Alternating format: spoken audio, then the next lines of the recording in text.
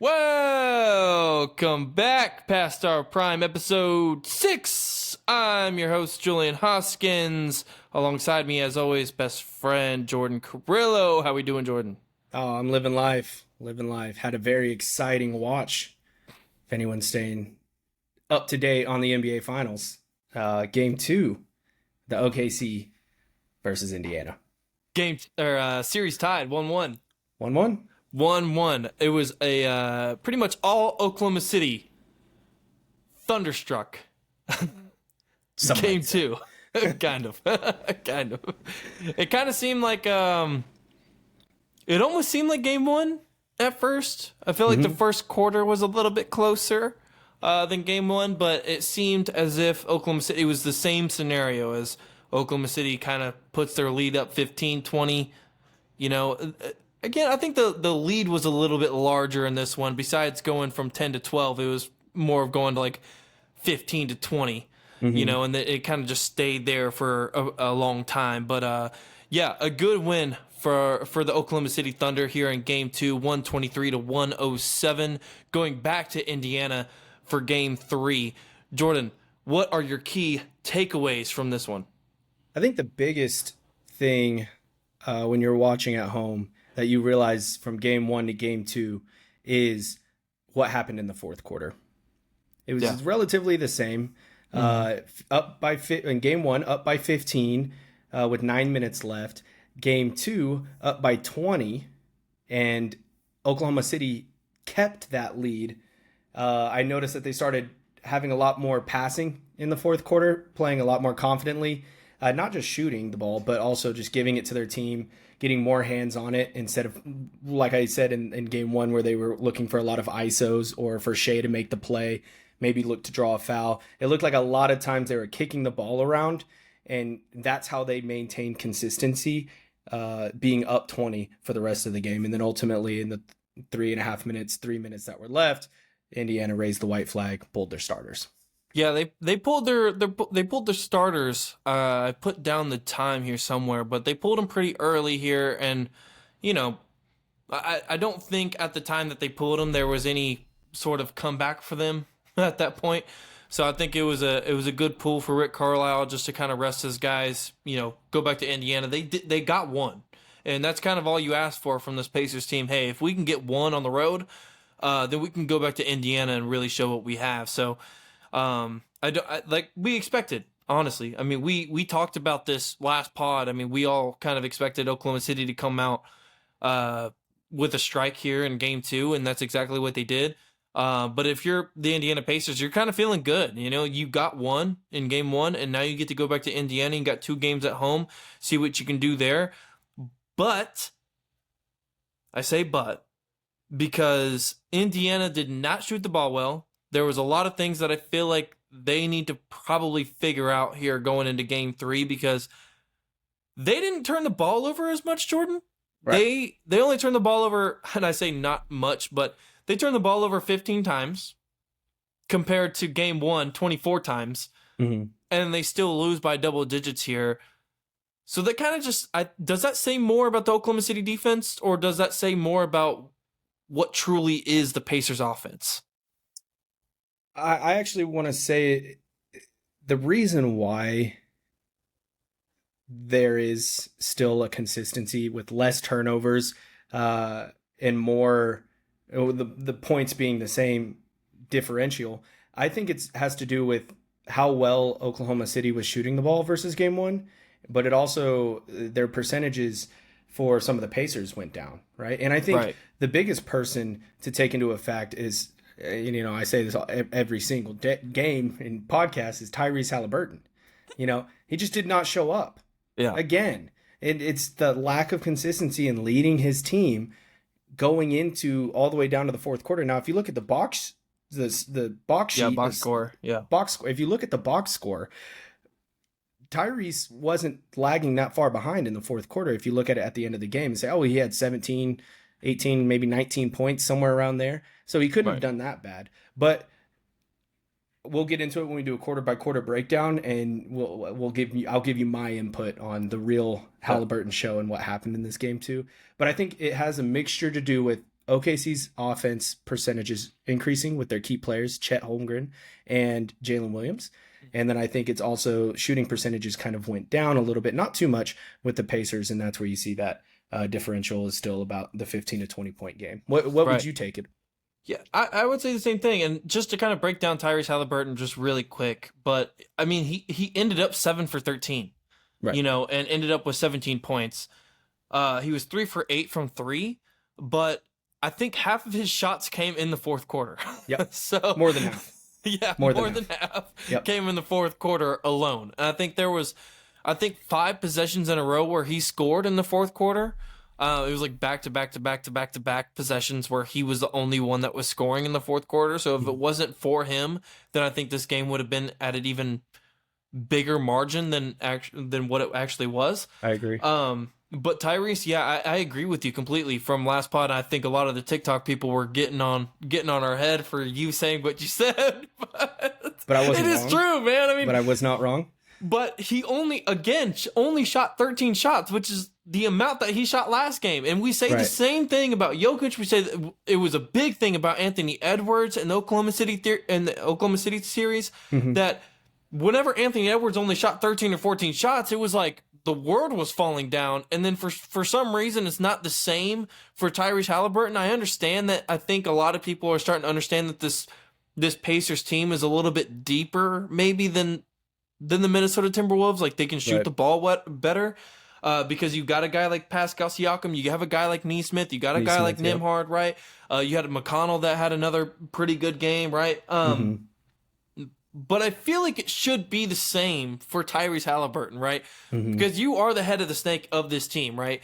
So I guess my take on Tyrese is that, again, Oklahoma City's defense is just so dynamic that they're just going to completely take him out of the game. And I said this last pod, but this is going to be the toughest series of his damn life, man. Right. It's going to be the toughest damn series of his life. And they are really, really starting to show that.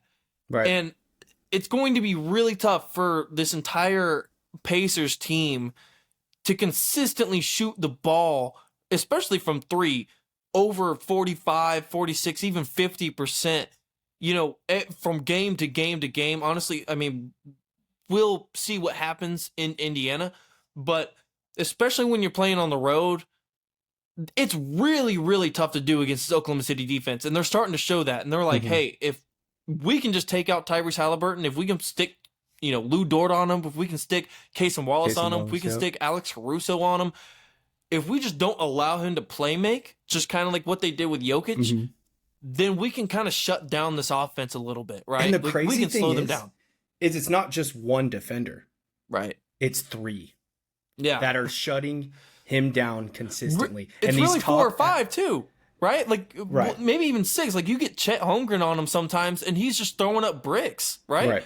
And it's like, what if you got switched on to J-Dub? Like, if you're Oklahoma City, you feel pretty good about J-Dub guarding Tyrese Halliburton. You Right. feel pretty good about Shea guarding Tyrese Halliburton. Now you're feeling good about Chet Holmgren guarding Tyrese Halliburton. You got Right. 6 guys on the floor that can guard him. So it's like, what do you do if you're Tyrese? There's just so many bodies there that Tyrese, he wants to get into the paint, right? He wants to get into the lane, but he just simply can't because they're closing all that stuff off. Right. And then they're like, you know what? You haven't shot the ball in like 10 minutes. So if you're going to take the step back 3 and make it, by all means, we're going to live with it. Right. But he didn't do that. Like, he would try it sometimes, and he would just completely break it. It was like, all right, well, back on offense we go. And I'll give a couple stats out there. Within the first half, at halftime, Tyrese Halliburton scored 3 points, had 3 rebounds, and 3 assists. Right. McConnell had 3 points, 3 rebounds, 3 assists. Tyrese played 17 and a half minutes. McConnell played 8 minutes. And you're telling me that Tyrese Halliburton is leading the team and is the clutchest athlete that the Pacers have been blessed with? No. Pascal Siakam, they are lucky to have him, because if they didn't have Siakam, I guarantee you the Pacers would not be in the position they are. Yeah. Right? Well, even Siakam that first half, he was 3 for 8 with 9 points.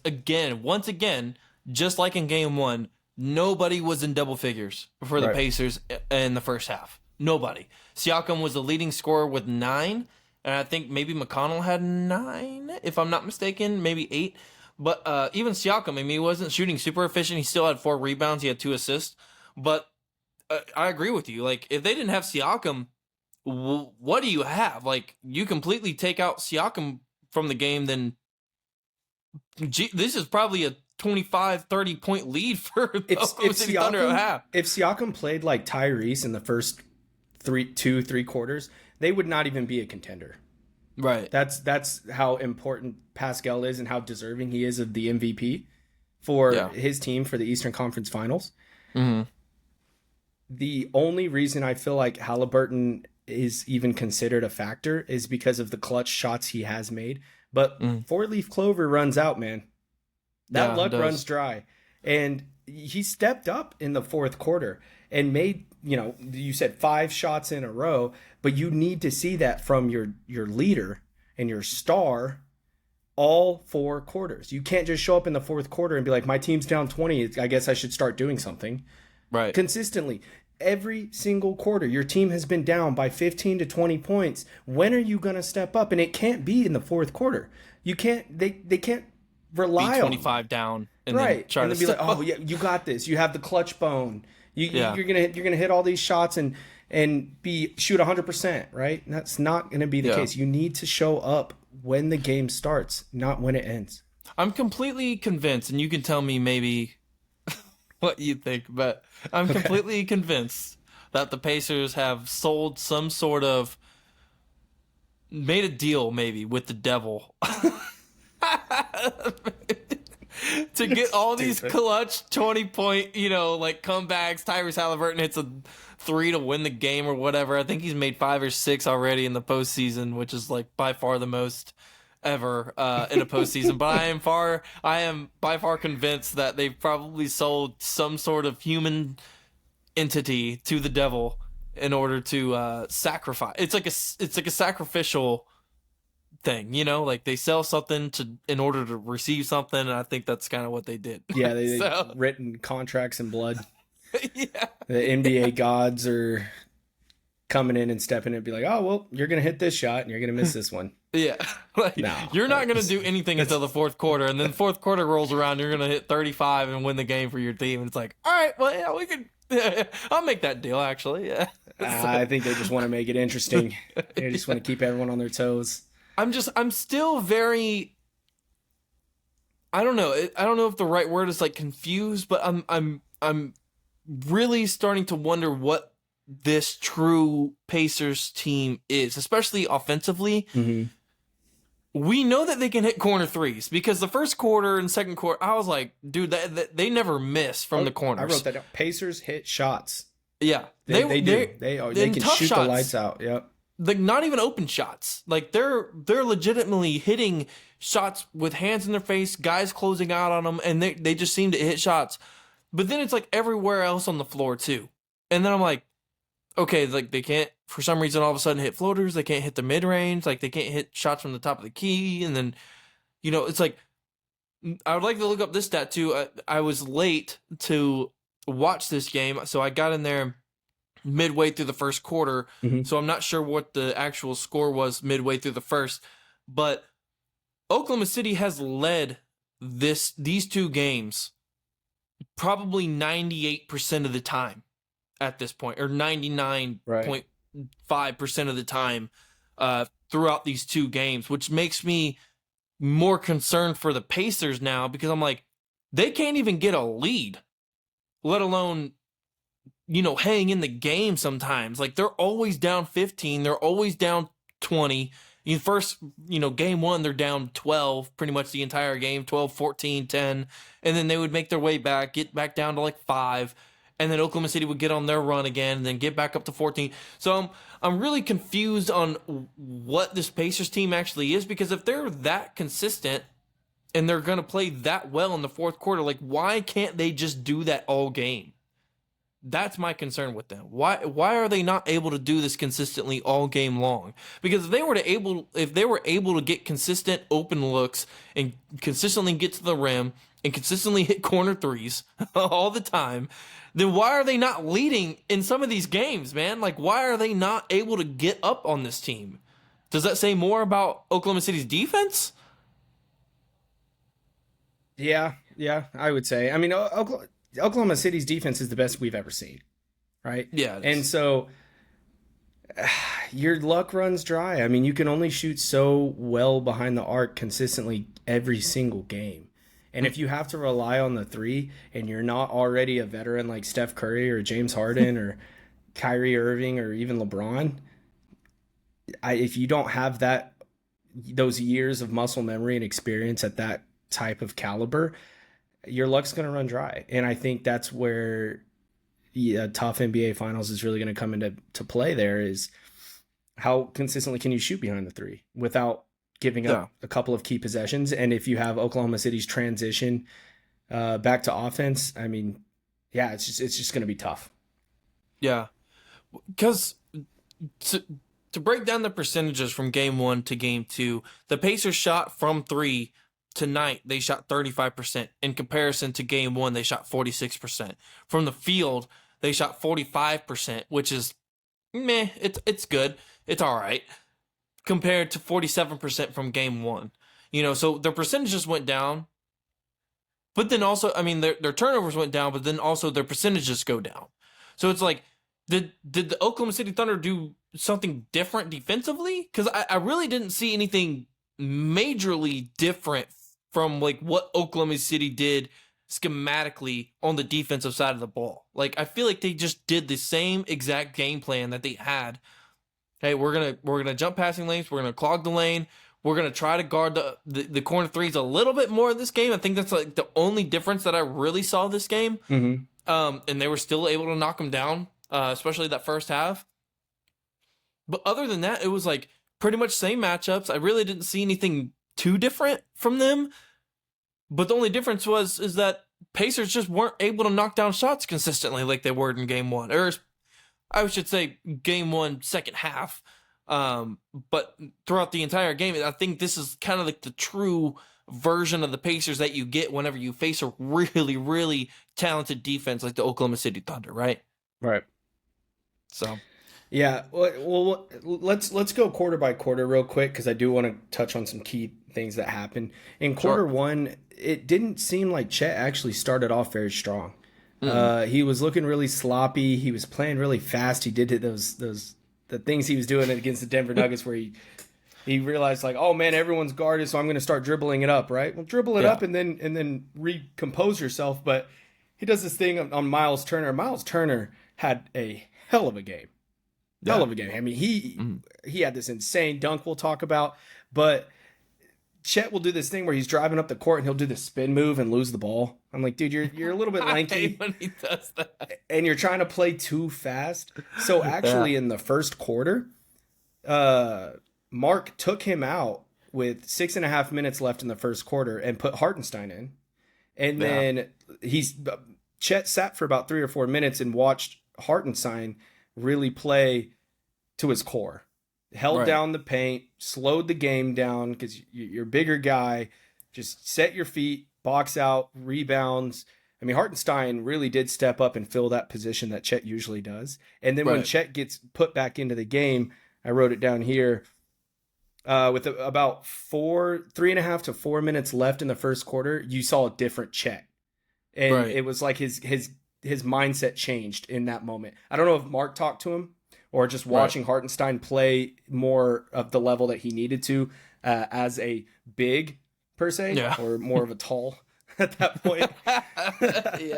But you saw a different Chet after he returned in the first quarter, and then from there had more of a consistent game that he usually does. Yeah.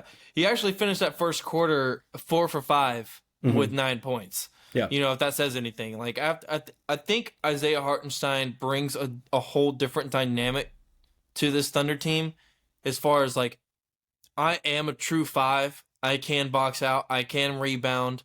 I play a true center position. Like, I can use the pick and roll. He's not good at shooting from the outside, but you kind of need that on your team. It's kind of like when Oklahoma City brought in Kendrick Perkins for that final run in 2012. It's like, you finally felt like a championship team whenever you brought in Kendrick Perkins. Yep. Now I think the Thunder feel like a true championship team with Isaiah Hartenstein because it's a true big, right? I think Chet plays his best as a 4/5. I think their Oklahoma City's fastball is when they have Chet Holmgren at the 5, like at a center position, but he's not necessarily playing a true 5, right? He's not just sitting in the dunker spot, not just setting screens the entire time, but he's a very, very good player to spread out the floor, sit in the corner if he needs to, play on the wing, get the ball on the ground if he needs to, and just decision make, right? The best version of Chet Holmgren is when he's decisive. And we've talked about this numerous of times, but if Chet Holmgren can catch the ball and just know exactly what he's going to do, then that is the best version of him. And I think that's, kind of cliche to say, but you talk about guys Arrested Chet is the best Chet. Sometimes you just got to take him out for a couple minutes. That is untrue now. Because he was terrible in game 1. He's terrible. But they took him out in the first quarter. Yes. He got a little bit of rest, got some recomposure. They said, slow that shit down, homie. Yeah, what are you doing? You're not a guard. Get out of here. Yeah, stop putting the fucking ball on the ground. Right. Dummy. Stop putting the ball on the ground. Because oh my gosh. That's the thing is like if he catches the ball and somebody's closing out on him too hard, then put the ball on the ground and attack the rim. If they're not closing out on you too hard, then shoot the damn shot, son. Right. Just shoot it. Stop wasting time, or just pass it up, swing it, and then set a pick for Shea, set a pick for J-Dub. Either pick and pop, play the short roll, or play the pick and roll, right? And dive towards the rim. But don't just sit there and think about what you're doing. Like, I think he's too young for that, and I think he's still in a mindset from when he was in high school and college, right, where he thinks he's a big guard. Where you cannot play like that in the NBA. There's too many good defenders out on the floor. You can't put the ball on the ground at 7-1, dude. You just can't. Yep, with like 40-inch verticals. Exactly. Because, we talk about Kevin Durant, bro, where he does the little crossover, right? He brings the ball really low, but he also has a really, really solid mid-range game. Where Chet Holmgren does not have that yet. He doesn't. So whenever he's like trying to pull up for them, we saw a couple tonight where I wouldn't say he bricked them, but he missed a few mid-range shots that were just wide open. So he doesn't have that in his bag yet, right? Like, he's not a Kevin Durant, where I think a lot of people try to compare him to that. He is a big. He is a center or a power forward, like a really tall power forward that can dribble the ball a little bit, right? He's not a Kyrie Irving. He's not a Kevin Durant. He's not a Shea. But if you can just play your role and be decisive whenever you get the ball, that is the best version of Chet that you're going to get. And I think that's what happened whenever he came back into the game. Yep. Definitely a different mindset, returning, seeing what you need to be doing versus what you were doing.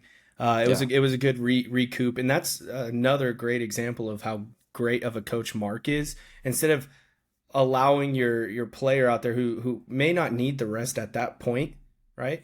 But allowing them to come back in, bring them back to their senses and say, hey, look, you're not playing your ball right now. Recoup, refocus, and then get back out there, right? And making the changes. Now, one thing I noticed that Oklahoma City did was they ran two bigs. There were a few times where Hartenstein and Chet were both out there. And you actually saw at one point, Hartenstein lobbed it up to Chet, and Chet dunked it, right? It was awesome. It's like, okay, because Hartenstein, he's got those teardrops, man. That mid-range teardrop. You don't know if it's going in. You don't know if it's going to be a pass. And Chet is always there by the rim to go up. And that was excellent to see. Yeah. How did the Pacers respond to two bigs being out there? Because Miles Turner and Obi Toppin were both in there at one point. How did the Pacers respond to that? Did they shut it down? Not really. I mean, it's such a small sample size. How long were they out there? Maybe a few minutes. Like, it was a few minutes, I think, at that point. And again, the Oklahoma City Thunder started with queso. So they started small again, which I thought they would maybe go back to the Hartenstein at center and maybe Chet at the 5, but they didn't. Yep. I don't know if we have a big enough sample size for me to be like, hey, they shut it down or they didn't. I don't think they really shut it down, but I also didn't think they did terrible against it. I think Well, what people what's have to great. realize is, sorry, I didn't mean to cut you off there. What people No, have you're to good. realize is the perimeter threat that the Pacers possess. You have to have more of a smaller lineup out there. You have to have guys that are quick enough to respond to those plays at those times. But what's good about Isaiah Hartenstein, and I think what they really saw in game one, is that even Miles Turner and Obi Toppin are just way too damn strong Yeah. against Chet, dude.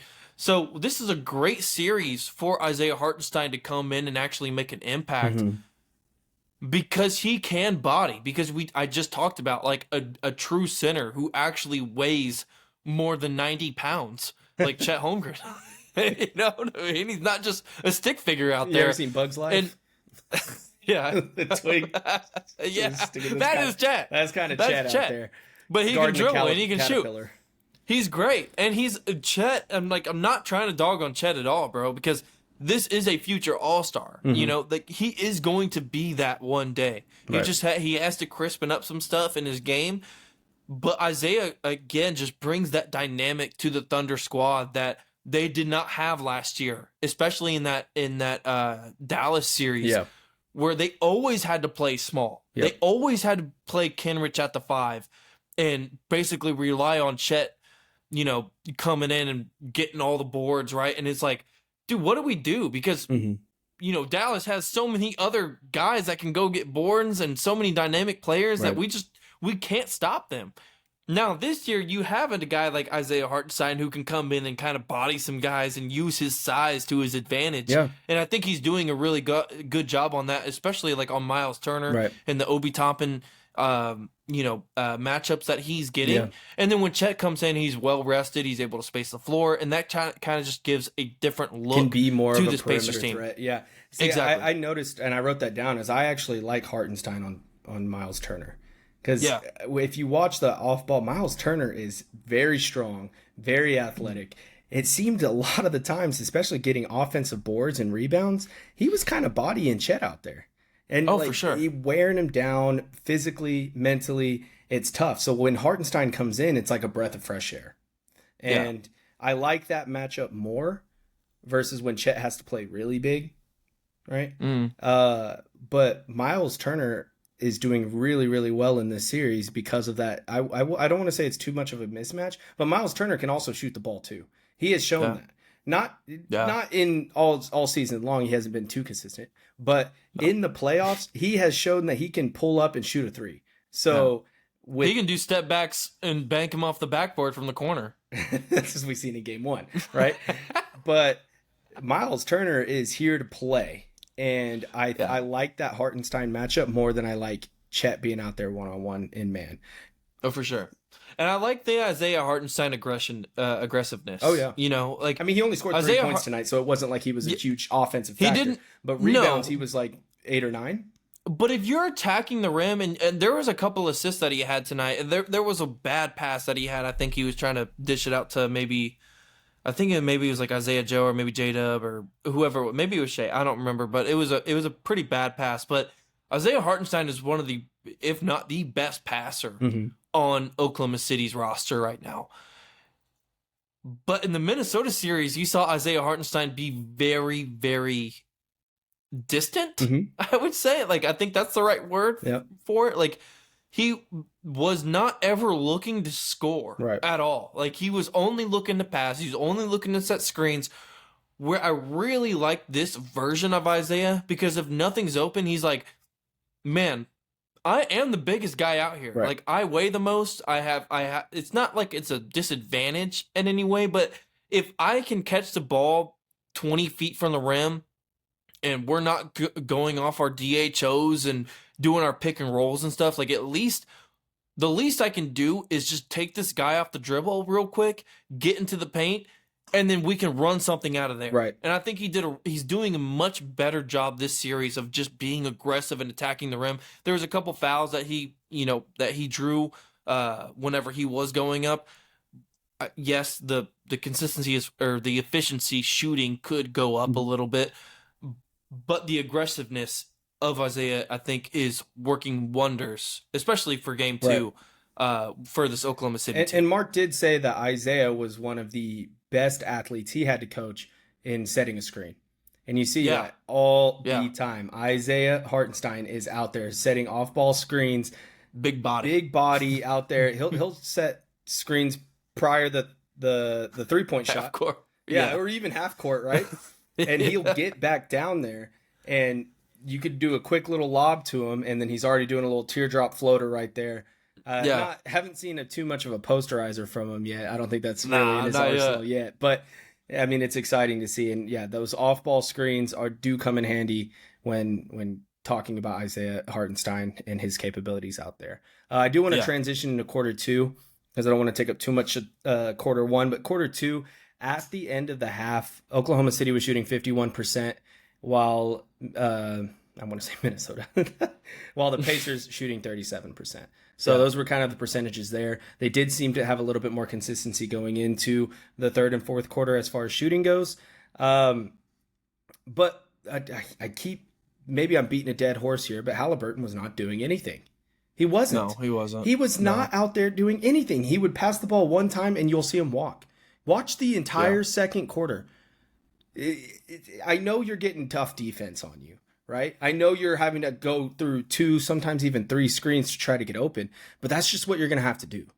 That's what you're going to have to do to lead the team, right? They are shutting you down to the point where you pass the ball and you're taking yourself out of the play. You're making it easy for OKC. That's 5-on-4.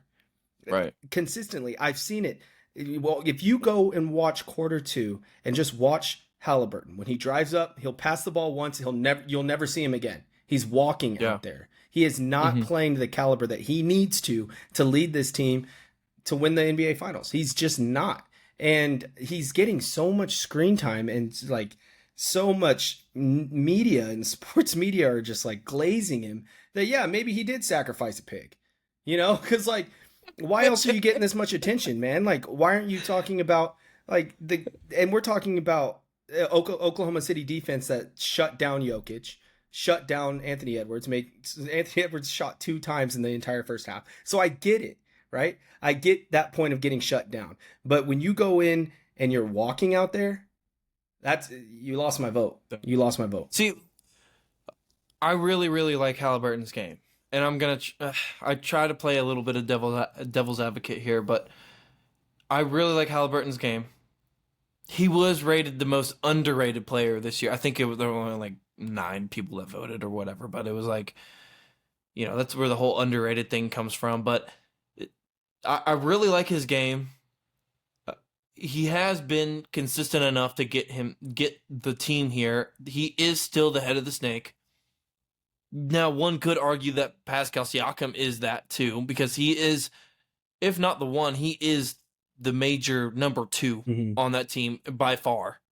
But you're right. Like, Halliburton has to do more. Like, there has to be more from him in order to beat this team to get 4 wins before they do, right? It's like I said in series. our preview podcast, is if Halliburton does not have the best game of his life or the best series of his life, the Pacers do not stand a chance. That simple. Right. And it's just, if you do not see that level of aggression that he showed in the fourth quarter, right, all the 3 quarters prior, if he does not show that all 4 quarters, the Pacers do not stand a chance against this Oklahoma City defense. You just don't. Well, they're making them work defensively. Whenever they get back on offense, their offense heavily relies on passing the ball down floor, and whenever you get that from your star player and trying to get other guys involved in the way that the Pacers do, then I think that gets everybody else going, and it's why they've had success, this postseason and since January 1st, why they've had such a good record, because he's so willing to get other guys involved, and he's such a good playmaker. But Oklahoma City's completely taking that out of the game, right? Right. They're daring, they're not even daring him to do anything. It's not an Anthony Edwards situation. It's not a Jokic situation, and it's not a John Morant situation, which is all the star players that Oklahoma City has seen throughout the postseason. And I'm not trying to dog on Halliburton, but this is probably one of the I don't want to say weakest, but more predictable star players that they've seen so far. And whenever you get that, you don't have to double team him. You don't have to blitz him. You don't have to go over top all the time, right? Like, you can stick one guy on him. Like, we just talked about this earlier. You can just stick Lou Dort on him, and then that's it. Yep. You don't really have to do anything else. You don't have to double team him. Right. You don't have to do anything else because everybody else is locked up too. And it's like, if Neesmith wants to take us off the dribble, if Nembhard wants to do step back threes and stuff, like, we'll live with that. But we're not going to live with Tyrese Halliburton just getting down to the paint and getting everybody else involved. That's not what we're going to do. Right. Because if Neesmith has to run the offense, then Oklahoma City Thunder feels as a defense that they're at the advantage. So again, like, you don't have. I'm not saying that they don't have to do much because Tyrese Halliburton is a hell of a player, but when you compare him to Anthony Edwards and Jokic, especially, Right. Oklahoma City has seen it all. Right. Like, they've seen everything so far, and Tyrese Halliburton is not showing that everything right now. When you're only shooting 13 shots and you're not having, the double games that he's used to. He's not getting all the rebounds and getting it up the floor like he used to because Oklahoma City's transition defense is actually really, really good. Right. So you're not able to get it out in transition. Whenever you set your offense, you're not running around like Steph Curry, right? You're running 6 miles per game. You're not doing that either. Like you just said, you pass the ball once, you're kind of just standing around. You're letting Neesmith run the offense. You're letting Pascal Siakam run the offense. You're letting Nembhard run the offense. You're letting McConnell run the offense. It's like, all right, we'll live with that. Right. Like, we'll live with McConnell shooting threes. Like, I'm not saying he doesn't have the potential. He definitely has that superstar ability about him and the athleticism, the plays that he can create. I'm not saying he isn't capable of doing that. He's just not showing me or maybe some other people watching. He's just not showing the fans why he deserves to be there.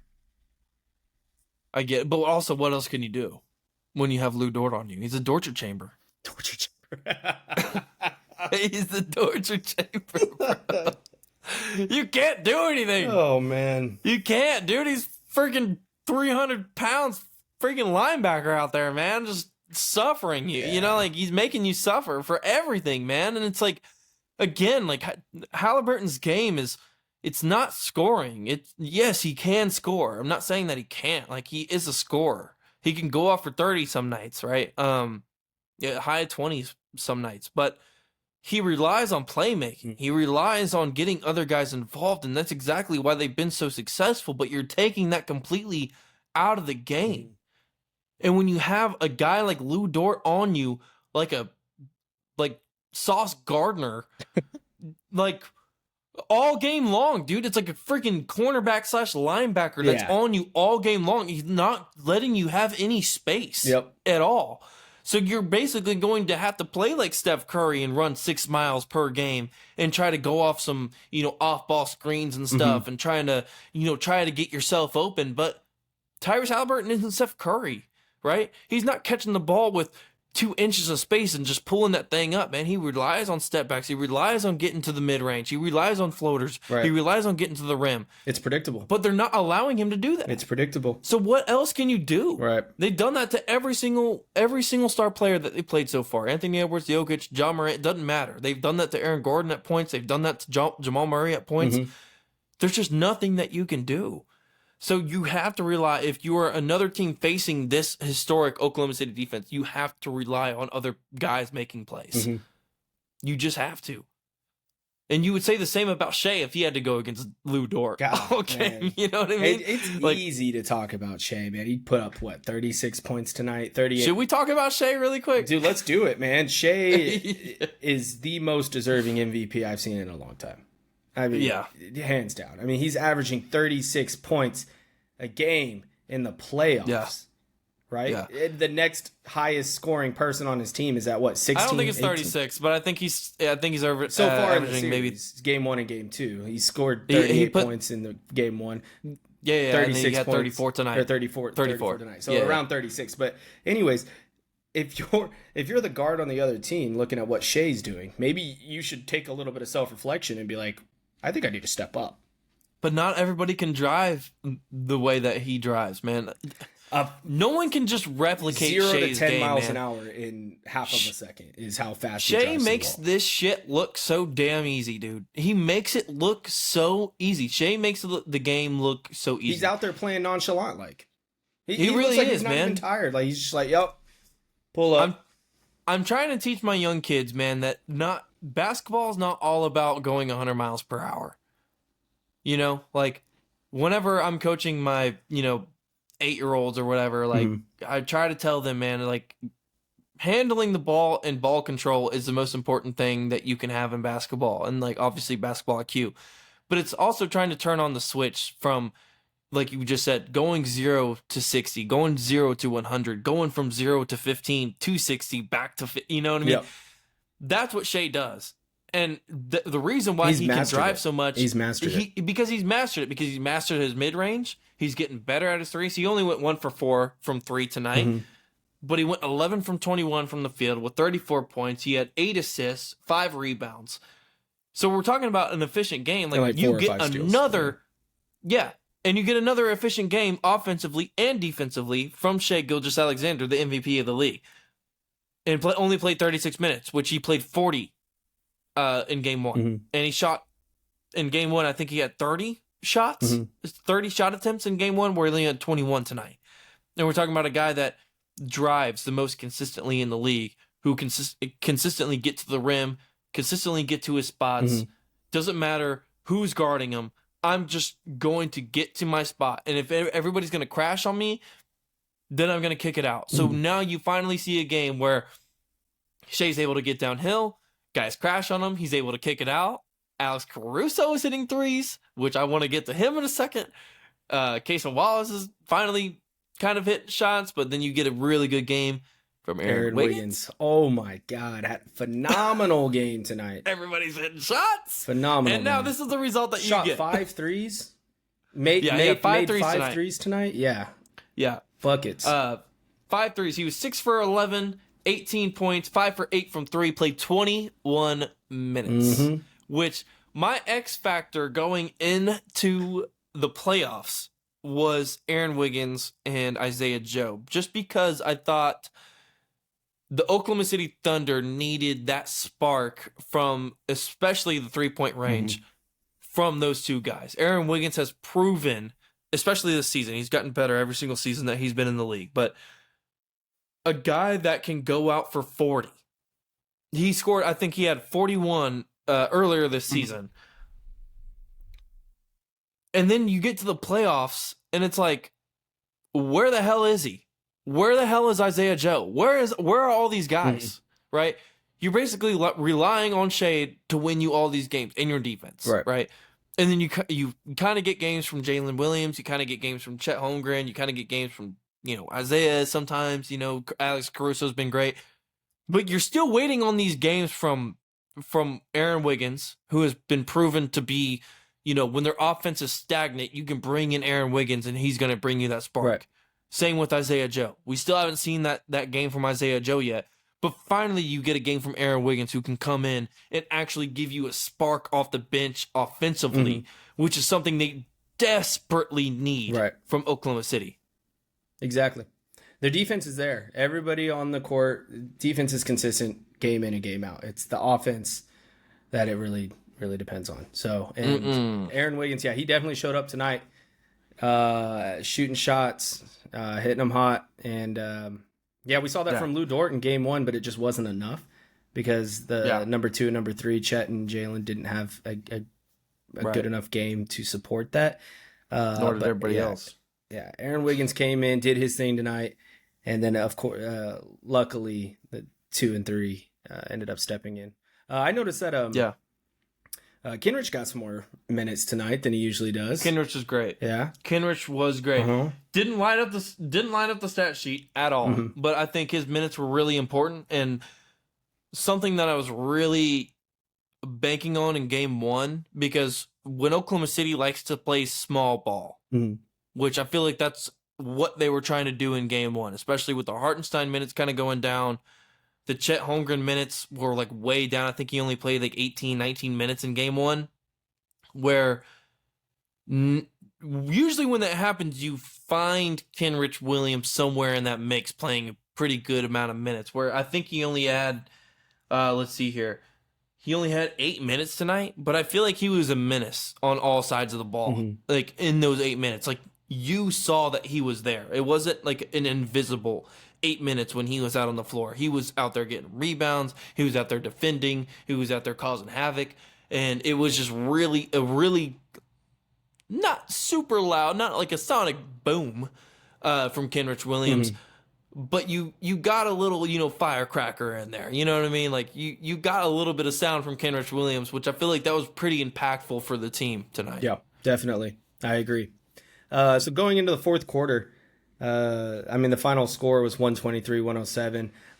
In the fourth quarter, Miles Turner had a dunk from what looked like the free throw line. Like old school Blake Griffin type of dunk. This dude, no effort. Yeah, no effort. Just cocked it back and rim shattered it. I mean, honestly, it broke my heart watching that. I was like, oh my God, if there was somebody in the way, they probably would have died. I'm not lying. Yeah. It was earth shattering how big of a slam dunk that was. I mean, Yeah. highlight reel to the max. I mean, Miles Turner had a hell of a game, but that was something to watch. Yeah. No, Miles Turner was great, man. I think he does great defensively. He's obviously, he's really stepped up his game as an offensive player over, the 10-year span that he's been in Indiana. Yeah. So when he first came into the league, I think he was more of a defensive player, and I think you're starting to really see that in this series. Like he's guarding Chet Holmgren the entire time and kind of limiting him. But offensively, I think that's where he's really grown as a player. Yes, the dunk was great. Yep. I wouldn't say that he had the most phenomenal game in the series, but he had one of his best games I think he's played so far. He's kind of like an X factor in a way. He's kind of like a hidden X factor for this team. Like if we really need something, like it's something I really didn't expect, because I kind of expected Chet and Isaiah, not really Isaiah, but more Chet to have a big series in the finals. But I really didn't expect Miles Turner to turn it on against him, right? Like just completely take Chet out of the game, which first half, I feel like Chet kind of had his way, especially second quarter had his way. But for, all of game one, Miles Turner completely just took him out of the game. Yep. And you saw that in times tonight. Whereas, like, you're deflecting everything, you're contesting everything. Offensive and defensive rebounds were keeping the Pacers in the game. I mean, they weren't shooting as high percentage, but they still stayed somewhat in the game because they got to take more shots. And Miles Turner was a huge factor in getting those boards in the moments that they needed to. Exactly. Yeah. Miles Turner is something that I really want to watch for every single game going forward now, because he's on my radar. Maybe especially after the step back three that banked off the back. From that moment, I was like, I want to watch this guy. Here on out, I want to watch him. Yep. I don't know what's going on with this Pacers team, man. But yeah, fourth quarter is really not much to talk about, bro. I mean, OKC stayed 20 points up basically the entire. They closed fourth quarter the game out. That's not what you saw in game one. Yeah. Game one, it's like they took all these ISOs. They stopped playing their pass team ball. They started taking these ones, not getting those. Pacers started hitting those threes. You watched fourth quarter back. I mean, it was not that way. The Pacers still hit their shots, but Oklahoma City was able Halliburton to respond. Going in, scoring on five different drives, right? Scoring these twos, and they're like, okay, I'm gonna hit the two. It almost seemed at times Oklahoma City kind of let the two go because they realized, okay, we're gonna get a two on the other end, and we're gonna keep this game at 15 to 20 points. That's what we're gonna do. We're gonna keep the game at that, and we're gonna continue playing our ball. If you want to go shoot the two, fine. We're not gonna let up the three. Right. Yeah, we're not gonna give up and ones. Yeah, and all this other stupid stuff. Fouls. Right. Everyone's in the foul bonus already. Chalk it, keep it at bay. But I noticed that they're like, okay, you take your two, but we're gonna go continue playing team ball on the other side of the court, and that's exactly what they did, and it showed. And it's a difference between game one and game two, and why they were able to hold that lead all the way until the end. 123 to 107. Oklahoma City takes game two. I do want to say too, the bench. We just talked about these three guys as far as Aaron Wiggins, Hartenstein, and Kenrich Williams. We want to talk about impact really quick, and I meant to mention this earlier, Okay. but Aaron Wiggins was a plus Yep. 24 coming off the bench. Isaiah Hartenstein was a plus 17 coming off the bench, and Kenrich Williams, without scoring a single bucket, was a plus 15 coming off the bench, only playing 8 minutes. So we're talking about impact coming off the bench, which I felt like Oklahoma City had the bench Hmm. advantage going into this series. They really, really showed that tonight. So I would expect more of that going through the Hmm. series. Like, obviously, I don't expect Neesmith and Nimhard to struggle all that much anymore. I expect Halliburton to still struggle just because of the matchup that they have. Um, but I do feel as if Oklahoma City does have that bench advantage whenever they can go. It feels like they can go 25. They can just go pick somebody out of the stands and be like, play the game. And then they'll end up having a, plus minus, plus 15 or something Yeah. like that, just because they're just that deep, you know? So I don't know. I think now I'm concerned for the Pacers. A little like how I was concerned for the Oklahoma City Thunder in game one. Now I'm concerned for the Pacers because now you didn't turn the ball over as much, but then you started to, you started to shoot your true shooting percentage. Your averages start to come back down. Obviously, you're playing away, so it's going to be a little bit harder, but you did steal one Hmm. at home. So now we're really even. So now you saw, pretty average game from Oklahoma City. You blow them out by double digits. And then you saw pretty much a spectacular second half from the Pacers in game one. You're still in Oklahoma City. So now we're back in Indianapolis. So what is your prediction for game three? I want to say if they can keep their composure, Oklahoma City's going to win the next two games away. I still think that it's still going to be Oklahoma City in five. It's all going to be how they shut out the three and not let them gain so much momentum being at home. Or we might get another Minnesota Timberwolves situation where they go into Indianapolis unprepared, one of those games, one of the away games. Either they get blown out or they win by a close margin. But I'd like to say I still think the Oklahoma City in five is still a reasonable outlook. I don't think they're going to detour too much away from their game plan heading into it. But that's going to be my prediction. I still think they're going to win the next two games. I think you said Oklahoma City in 6 after your Oh yeah, second you said prediction. Oklahoma City in five in your first Yeah, prediction. yeah. Yeah, Oklahoma City in six. Uh,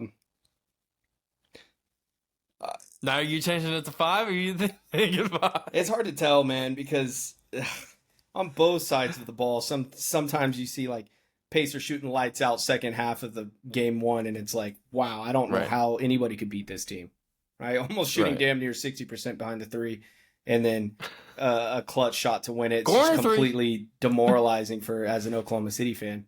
And then Yeah. you see games like this where okay, Oklahoma City still didn't have their best ball that they usually do, but they were still able to hold up 10, 15, or 15 to 20 points consistently from the second half on, right?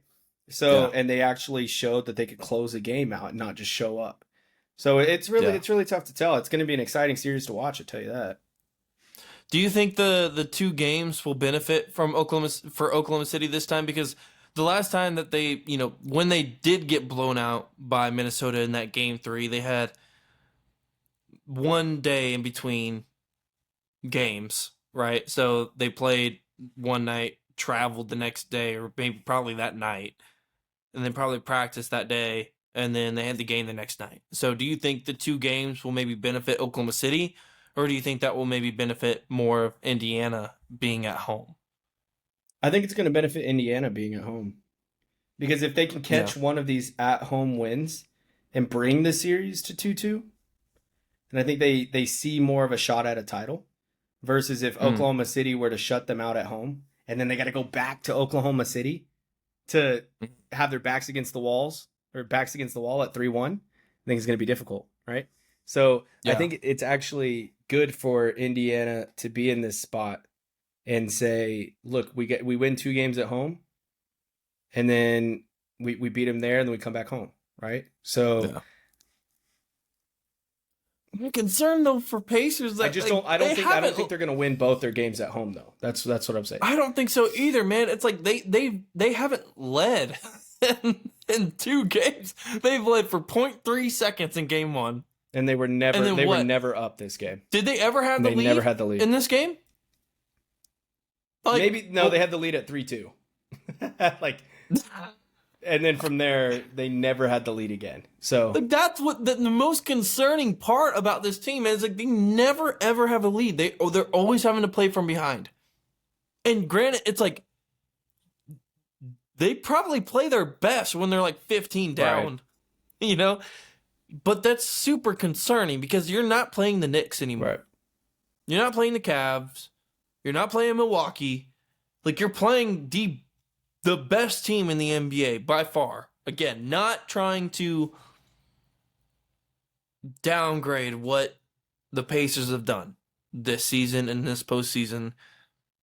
But the Oklahoma City Thunder is head and shoulders above everybody in the league. You got to have a lead at some point in the game. You have to get one. You can't just say, like, we're going to win the entire NBA Finals and do it on a buzzer beater every single game. But they can. Like, that's just how they play. And I'm starting to believe that. I'm like, is that just how they're going to win every single game? Man. Because I don't ever see a scenario. Exactly. They're sacrificing goats. They're sacrificing. There's probably fans in Indianapolis that are like, you know what? Like, I'll sell my soul for you guys to win a championship, and they're just like, I'll sacrifice myself, But I'm like, do they just have to be down in order to like come back and win these games? Because we've seen that time and time again. But I just don't see a world and a scenario where they just blow out this Oklahoma City team. I just don't see it. Right. Like, I don't see them getting up by 30 or 40. Yeah, shoot 75 against this Oklahoma City team. But I do want to ask you a couple questions. Okay. These were in the kind of the post-game discussions with Kendrick Perkins and the team out there. I don't know all the commentators there, but my question to you is, have you seen the best team yet?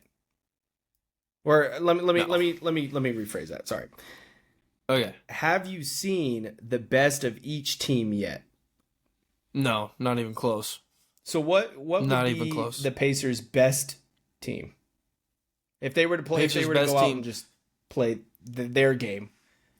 If they're able to score out in transition, if they were able to play the game that they were playing against the New York Knicks, even then it was like, I don't think I've seen the best version of them. But it's so hard to see that, right? It's so hard to put up a perfect game, especially in the playoffs or in the finals, because these teams are so damn good. Right. And all the schemes are changing.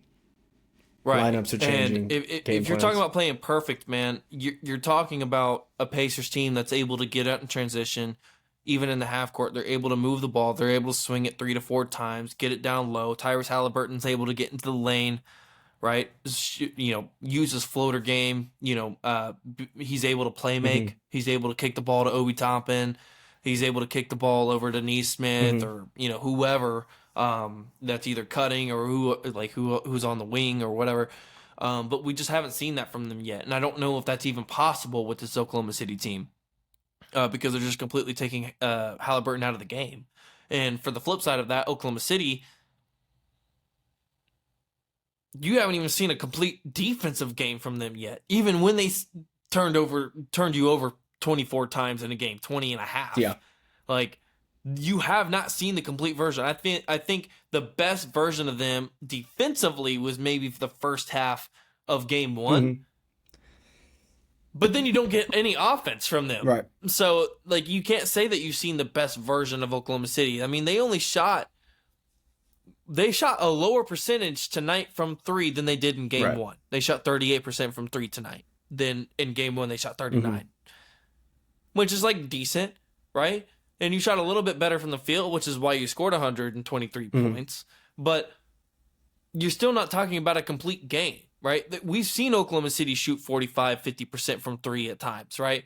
You've seen a game, a Lou Dort game where he shoots 5 threes. We've seen a game where Isaiah Joe shoots I think in one game he had like 8 threes, right? Yeah. He was like 8 for 8 from 3. I think the closest we're not seeing that version to OKC's best version would be when they beat Minnesota for the Western Conference Finals in Game 5. Yeah, Game 5. That was a great version of Oklahoma City. Even then, though, there was a lot of, again, stupid mistakes. I just think Minnesota played terrible. They were not ready for that punch, right?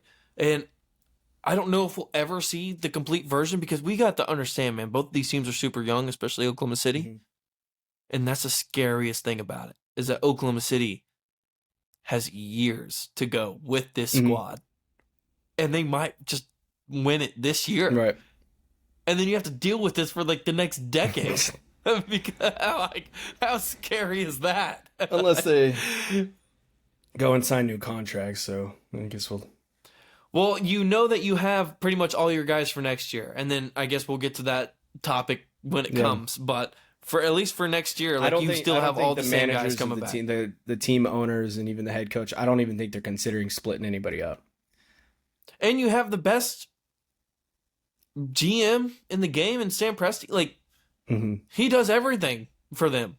He's just so smart, man. And if any team wants to take anything away from Oklahoma City, like watch Sam Presti do what he does, because that man has done everything. He's made all the right moves, and even when they were winning 20 games, you have to realize that they traded away Paul George to go get Shea Gilders-Alexander for that, and it's like, yeah, you're winning 20 games, but just wait 2 more years, like we're going to be in the NBA Finals. Right.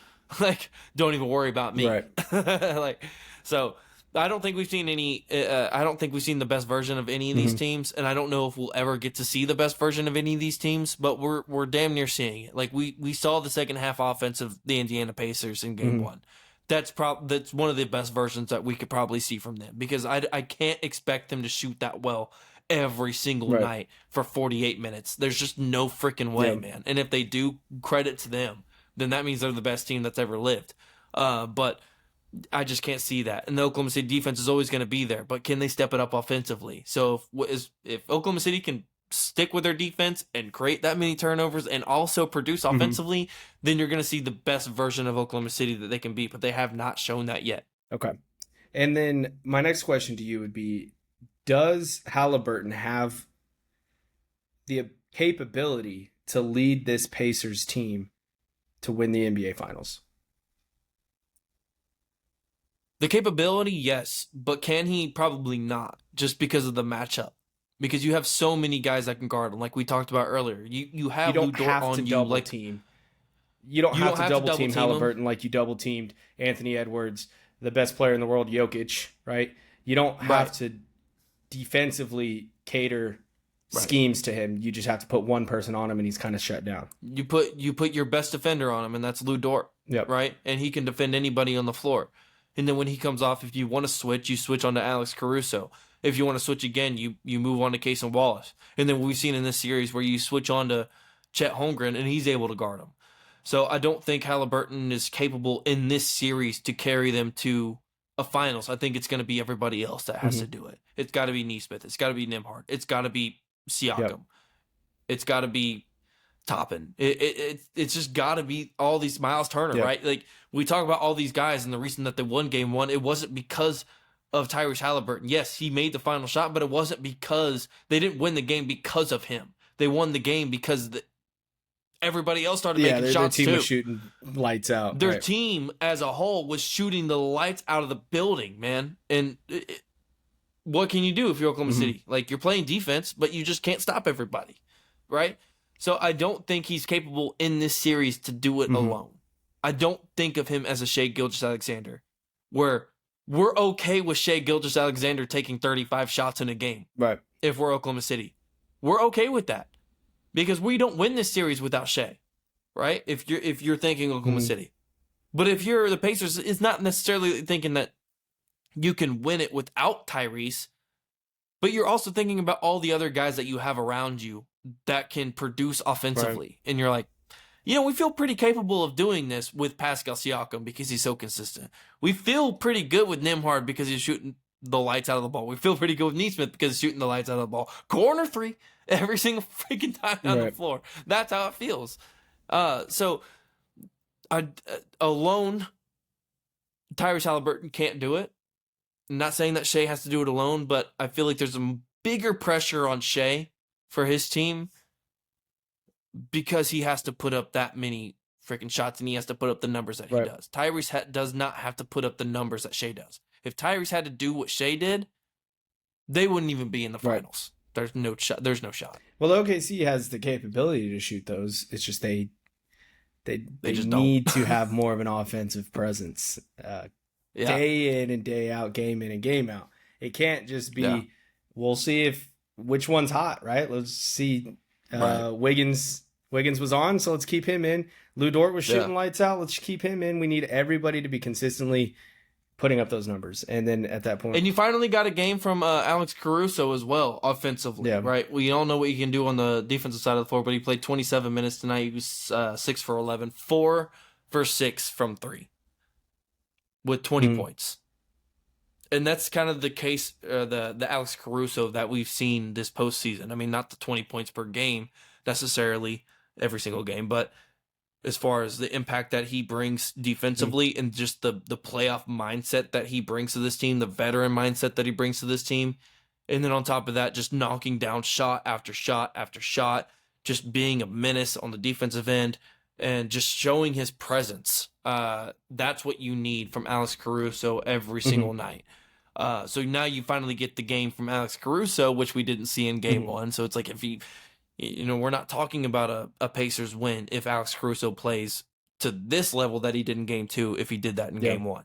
So you got to expect, if you're the Pacers, you got to expect some of these guys to just turn it up at some point, even if it is Aaron Wiggins, even if it is Kenrich Williams, right? You have to expect any guy on the floor to turn it up at any single point in time because they all can. But will they is the question because they've been so inconsistent on the offensive end, right? So you would expect better games from J-Dub. You would expect, maybe a better game from Chet, but then it's all the other guys that you got to worry about too. And I think it's the same thing for the Pacers. They had a post-game interview with J-Dub, and they asked him a question. They said, what was your mindset? What was your team's mindset after a loss at home, game 1? And he said something that really kind of struck it home and just hit you right in the core. And he said, well, we try not to look too much into it. We always tell ourselves it's not about the wins. Or what did he say? He said we always talk about winning the days in between the games. And that was like, wow. Talk about the mindset of what that team was thinking. They're like, we just need to keep each other up. We just need to have each other's back, and we just need to not be too hard on ourselves. Like, we didn't play our best second quarter. Well, he didn't say any of this, but I'm just kind of filling in words here. But he said it's all about winning the days in between the games.